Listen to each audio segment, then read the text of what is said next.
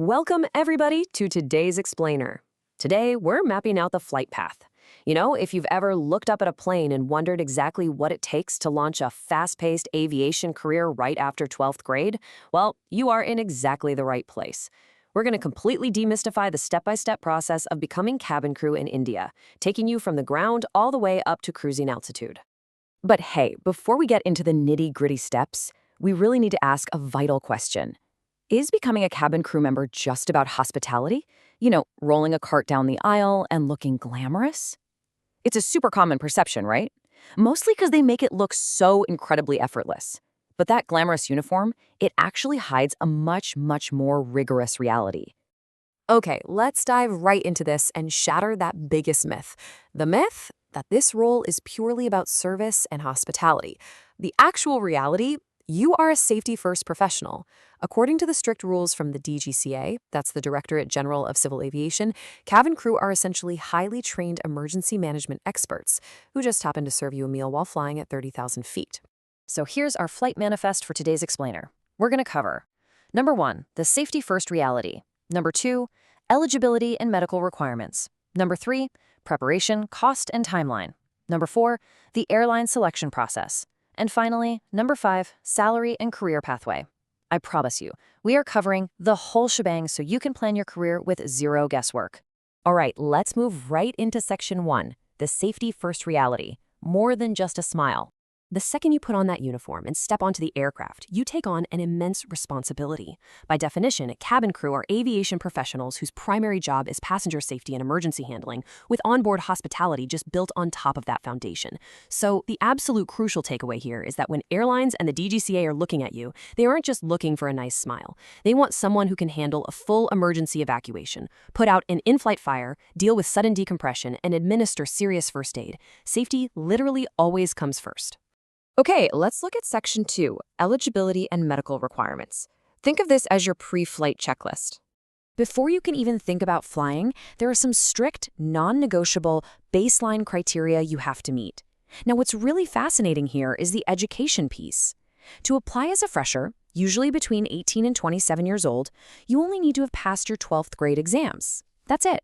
Minimum 10+2 from any recognized board. And it can be any stream. Arts, commerce, science, doesn't matter. As long as you're an Indian citizen holding a valid Indian passport, you've got the basic academic requirement locked down.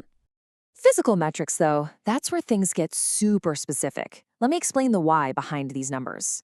Females usually need a minimum height of 155 centimeters and males around 170. Why does that matter? Well, it's all about the arm reach, which needs to be about 212 centimeters on your tiptoes. You literally have to be able to reach emergency safety gear tucked away in those high overhead bins.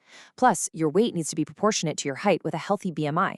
You're going to be moving fast in a narrow, pressurized metal tube, so agility is key. Then we've got the medical and grooming checks. Now, cabin crew medicals aren't quite as intense as a pilot's Class 1 medical, but they are absolutely deal breakers. This job demands crazy high stamina.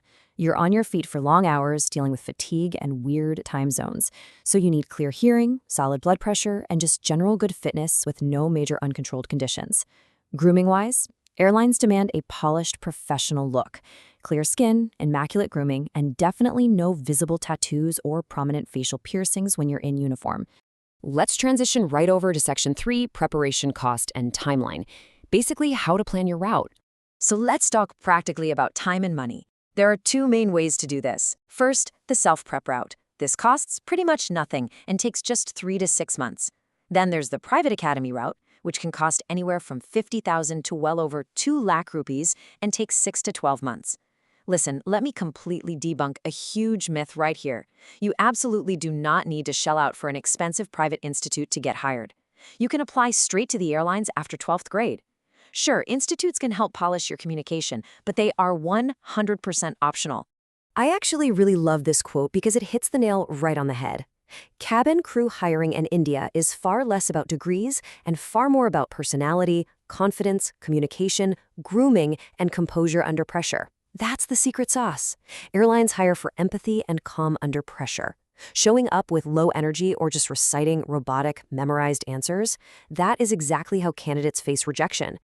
All right, on to Section 4, the airline selection process. Let's get you cleared for takeoff. To get that clearance, you've got to survive the selection phase. Here are the actual 6 rounds airlines use to filter out thousands of applicants. Step 1 is screening, checking your height, documents, and that vital first impression. Step 2 is a group discussion to see how your English flows and how you handle teamwork. Step 3, the personal interview. Expect scenario questions to test your presence of mind. Step 4 is a dedicated grooming round, all about poise and posture. Step 5 is the medical fitness clearance. And finally, Step 6 is background verification. So yeah, passing round 1 is really just the start of the gauntlet. So let's say you nail all 6 rounds. Are you flying tomorrow? No way. If you get selected, brace yourself for 6 to 12 weeks of insanely rigorous airline training. This is where the real work begins. You'll be drilled endlessly on emergency procedures, aircraft familiarization, fighting actual fires in simulators, and practicing water ditching evacuations way before you ever greet a passenger on board. Let's bring it home with our final section, Section 5, Salary and Career Pathway. We have officially reached cruising altitude. Let's talk return on investment. The starting monthly salary for a fresher cabin crew member in India is roughly 35,000 to 70,000 rupees. When you think about it, given the nearly zero cost of entry if you self-prep, plus that short 3 to 6 month prep time right out of high school, that is a phenomenal starting point. And look how this builds over time. A fresher might max out around $70,000, but get some domestic experience under your belt, and you're looking at around $120,000 a month.